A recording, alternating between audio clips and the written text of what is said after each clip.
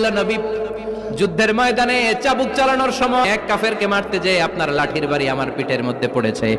আপনি যেহেতু এই কিসাসটা আদায় করতে চান, আপনার পিঠে আমি লাঠির বাড়ি মেরে এটারে শোধবোধ করে দিতে চাই। বিশ্বনবী বললেন, আসো, তুমি এসে আমার পিঠে লাঠি দিয়ে চাবুক দিয়ে বাড়ি মারো। সাহাবী বলে, ও নবী, যখন আপনি আমার চাবুকটা পিঠের মধ্যে মেরেছেন, আমার পিঠে তখন জামা ছিল না।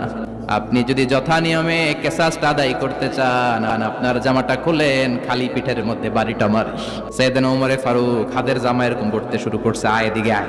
বিশ্বনবী বললেন, ওমর থামো, মারতে দাও। বিশ্বনবী উনার জুব্বাটা উপরের দিকে উঠালেন, পিঠের মধ্যে বাড়ি দেওয়ার জন্য ওই সাহাবীকে ডাকলেন। ওই সাহাবী বিশ্বনবীকে পিছন দিক থেকে জড়িয়ে ধরে ওই মোহরে নবুয়তের মধ্যে চুমু দিয়ে ফেলেছে।